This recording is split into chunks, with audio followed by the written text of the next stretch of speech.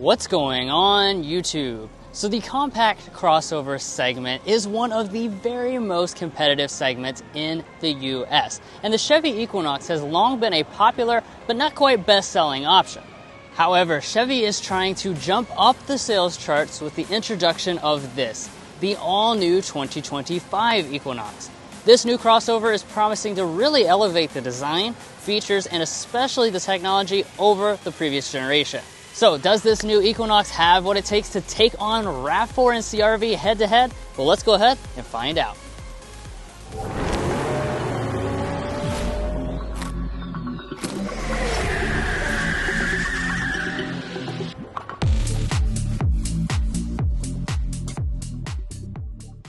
All right, so let's get things started here with the exterior design.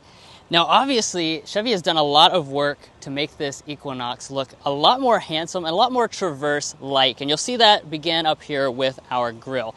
So today we have the RS trim level. This is a top-of-the-line trim level, and of course it's going to also be the sporty trim level. So you're going to have things like your full gloss black grille, you've got the black bow tie, and you also have RS branding. Now, if you choose the active trim level, that's going to give you really a completely different look that's going to kind of emphasize ruggedness.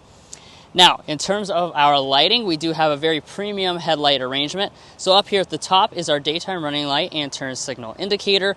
This down here in a separate housing is your actual headlight itself. It is a projector LED for both your low and high beam, and that is standard equipment. Also, I'm really liking the fact that we have available LED fog lights across the entire lineup. That's something that a lot of the rivals have been eliminating. Now moving on to our wheels, you do have a lot of different choices. They're going to begin at 17-inch alloys. However, here on the RS trim level, you have a standard 19-inch alloy. That's what this design is. One interesting thing is you can actually option on a 20-inch alloy for this RS trim level. So that's a very large wheel for this segment. I think it looks quite nice. Also, all the trims are going to have this kind of squared off wheel surround finished in the matte black plastic, as well as your lower elements. We've got blacked out Equinox branding as well as a black mirror cap. In terms of our features, all models will have standard blind spot monitoring and heating for 2025. Now at the side of the all-new Equinox, we're going to see a more squared-off look than before. And as far as overall vehicle length, we're coming in at 183 inches long. Now, in terms of some of those design elements that you're probably already noticing, we do have raised roof rails, and that goes for both this RS and the active trim level, and we have a two-tone roof on this RS. So on the RS, you can get a black roof. On the active trim level, you can get a white roof, and you can even get it on the LT trim level as well. Now, one of the really cool things I do want to point out is the fact that the two-tone roof option is actually a standard thing. You don't have to pay extra for it here on the RS or the active trim level. Now, kind of going around into this rear area, you'll see this piece that juts out, just like what we saw on the Traverse. I think it looks really good. And then you have a blacked out piece that goes straight into your rear glass. Now, as far as the rear design is concerned for this new Equinox, I have to say I really love the way this thing looks. It has a lot of the elements that we saw originally debut on the Traverse, but kind of in a smaller package, and I think it may even look a little bit better. Now, up top we have a blacked out spoiler. We have a rear wiper through here. And then let's take a look at these taillights. Now, we are going to notice that we have a clear taillight lens, but the thing I'm really happy about is that we're going to have a full LED taillight, as in every single element is LED, including the turn signal, brake light, and reverse light. So very premium, and that's on all grades of the Equinox. As we drop down to the lower area, this is going to be a mixture of matte black and piano black. As far as your tow rating, it's going to depend on if you choose front-wheel drive or all-wheel drive. It's 800 pounds for front drive or 1,500 pounds as a maximum for all-wheel drive. Now, I also want to talk about safety because Chevy was actually quick to point out that buyers in this segment are very, very concerned about safety. It's one of their main priorities, and because of that, they are including every single one of your safety systems as standard equipment for this all-new Chevy Equinox. That is even going to include things like adaptive cruise control and new features such as intersection front collision braking as well. So very advanced safety this year. But guys, there's also an advanced cabin on the inside, so let's dive into that. But first, if you're new here, we're brothers, and we've been reviewing cars since we were 12 and 16. We may be young, but we love cars. And we'd love for you to subscribe to be a part of our Car Confections family. Let's learn a lot, have some fun with all the latest cars. All right, let's go ahead and check out the interior. First, of course, we'll look at our key fob. As always, we've got a standard smart entry system for 2025. You do also have remote start built into the fob itself. And to get inside here, there's not a sensor behind the door handle, so you'll just press the silver button and that will unlock the door. All right, so let's go ahead and take a peek inside. Now this, guys, is a night and day change from the previous generation of the Equinox. Really, we have all the latest and greatest, but before we get into those specific details, let's first talk about our seats. So the LT trim, the base trim, is going to come with a cloth seat. However, if you choose the RS trim level, that's going to upgrade you to the leatherette seat. So as you can see, we have a really nice look to this. So you've got a lot of special details for the RS. Obviously, there's a lot of red accenting, so you're going to see that in this cloth insert. You're also going to have red piping through here. We also have some blue stitching and some embroidering up there in the headrest. It's really a very attractive seat with a lot of different designs going on. Now, as far as the seats themselves, these are going to be 8-way power adjusting with 2-way lumbar on all but the base model. We do also have memory seats as well located right there. But let's go ahead and climb fully inside. Now, climbing fully inside here and closing up the door, let's look at the rest of the cabin materials. Now, obviously, there's going to be some variation depending on which of the trims you choose, but here with the RS, you're going to continue to see materials just like the seats. So our entire center section of the armrest is going to be finished in kind of a leatherette type of material with the stitching details. You do have some piano black accenting through there. It's going to be hard touch on this section. And then as we move to the upper dashboard, this is all going to be a soft touch plastic. We have a leatherette that comes through the center section there, and we do have some piano black accenting going down through here. Everything feels pretty solid as well. There's no padding here even on the fully loaded model, though. I do want to point that out. All right, let's go ahead and fire it up with our standard push button start.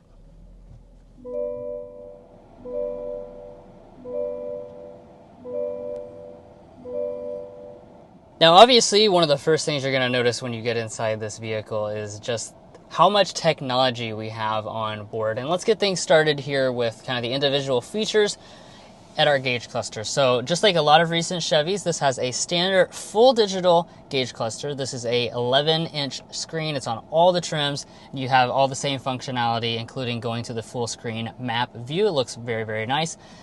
Should point out, a head-up display is unavailable on this new Equinox. And as we come back to the steering wheel, again, the RS is going to have its own specific design. It's a flat bottom. You've got a really nice thick feel to this. It's going to be manual tilt and telescoping. And a surprising standard feature across all grades is a heated steering wheel for 2025. Another thing that really surprised us once we were inside of this cabin is the interior storage. So let's get into that. First of all, we'll open up the main console here. We're on a strict time frame, so we don't have our donuts actually loaded inside. But as you can see, this is very deep. That's not the big story, though. The big story is the fact that we've got storage here. 2 cup holders, a nice wireless phone charging pad on our top spec models, big storage bin up here in the front, and then we've got a giant center pass-through as well. This is really, really good for this segment. And they've been able to do this because they have moved to a electronic column shifter. So obviously you're just going to press down for drive. We do have paddle shifters on the back of the steering wheel as well. When we go up into reverse, you're going to be greeted with a 360-degree camera system. This does have a lot of different views that you can cycle between if you choose this option. So this is going to be part of your safety package on the RS and the active trim levels. And to just press the end of the stock there for park. You also have an electronic parking brake with brake hold located on the left-hand side of the steering wheel. Now, let's get into some of this area. So we've got full physical controls for our climate options, which is really, really nice. This is a dual zone automatic setup. As you can see, very simple to make those adjustments. We also have, of course, heated seats as you'd expect, but this is the thing that's a little bit unexpected for the segment. Many of the rivals are not offering seat ventilation. This is an available option on both the active and the RS trim levels.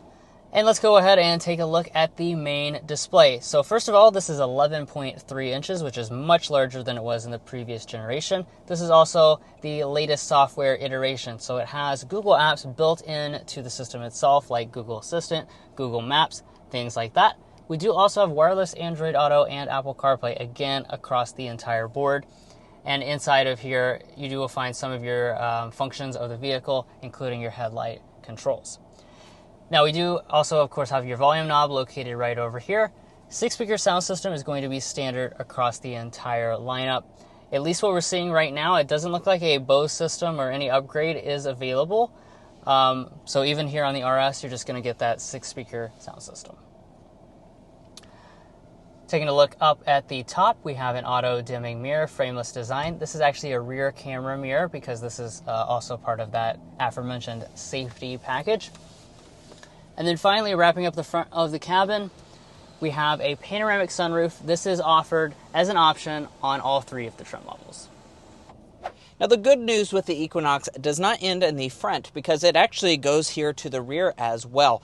I want to talk about space first because that's a very good element for this model. So we're looking at 39.7 inches of legroom and about 38 inches of headroom. Those are really good figures. That's actually going to slot it above most of the main rivals, such as the Toyota RAV4. It's still a little bit less than Honda CR-V, but a ton of space. I'm 5'9" for reference, and this seat is adjusted to Drew, who is 5'8". I'm still looking at 9 inches of additional knee room, so that's really, really impressive, guys. Also, my feet can slide up underneath of the seat, so I'm quite comfortable. As far as the seat recline, I do want to point out it does not recline any further than this, so be aware of that. We have a fold-down center armrest with 2 cup holders inside.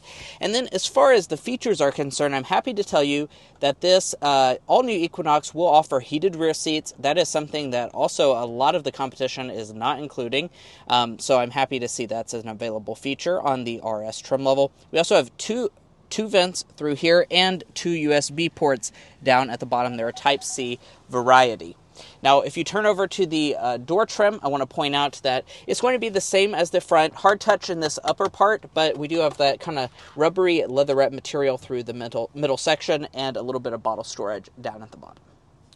Now, walking up to the tailgate, we do have the AutoSense power tailgate as standard equipment on RS and active trim levels. Now, I say AutoSense because it actually will sense your approach as you walk up to the vehicle, beep a few times, and then go ahead and open up. Like Drew said, we're on a pretty severe time constraint today, so I don't have time to demo all of those features for you.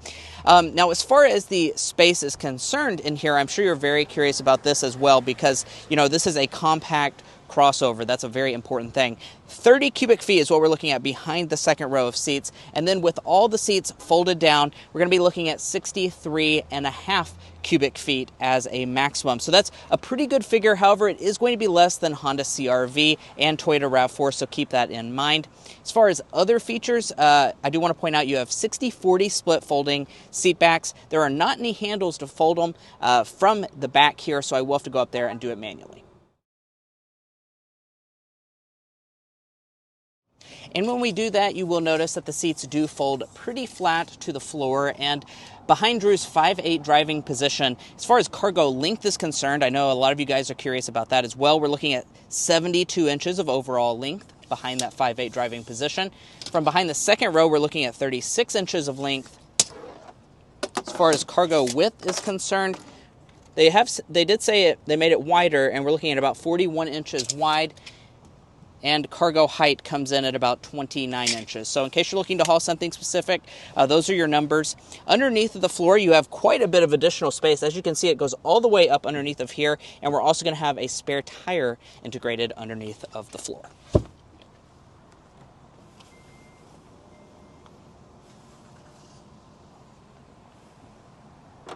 All right, so let's go ahead and now talk about what is under the hood for this all-new Equinox. So this is one area that is actually carryover from the last generation. This is a 1.5-liter turbocharged 4-cylinder engine. Our power output is going to be 175 horsepower. Now, depending on if you get front-wheel drive or all-wheel drive, that will vary the torque figure. So it's going to be 184 pound-feet of torque with front-wheel drive and 203 pound-feet of torque with all-wheel drive. Now that's not the only thing that actually varies depending on which drivetrain you choose. It actually varies the transmission. So if you choose the front-wheel drive model, this will be paired with a continuously variable transmission. And if you choose the all-wheel drive model, it's going to be paired with an 8-speed automatic transmission. Now I do want to talk about fuel economy for a second. With front-wheel drive, your overall combined rating is going to be 27 miles per gallon, and with all-wheel drive, it's going to be 26 miles per gallon. The important thing to notice here is that there is no hybrid offering at this time on the new Equinox, so that's going to be your top of the line fuel economy, which is already a little bit behind, 2 to 3 mpg behind what RAV4 and CR-V are getting in their gas variants, and obviously significantly behind their hybrid variants.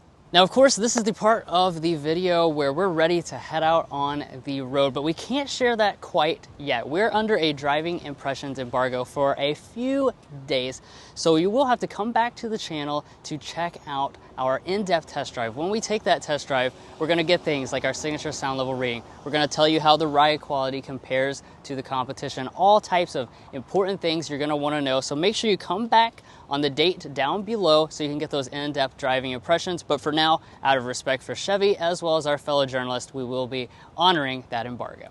Now, price is probably one of the most important things about this new Equinox, and I have good news to share with this as well. Starting at $28,600 for the LT trim level with front-wheel drive, so keep that in mind. Now, as far as these trim levels, like the Active and the RS, they're actually going to have the same price. You kind of pick your flavor. Do you want the sporty one or the more off-road focused one? They're both going to start at $33,000. Now, if you want all-wheel drive, that adds an additional $2,000, and if you're looking for a fully loaded example like this, you can see the price on the screen right now. So overall, it's a pretty attractive price point that does come in quite a bit less than a lot of the other fully loaded rivals such as Toyota RAV4.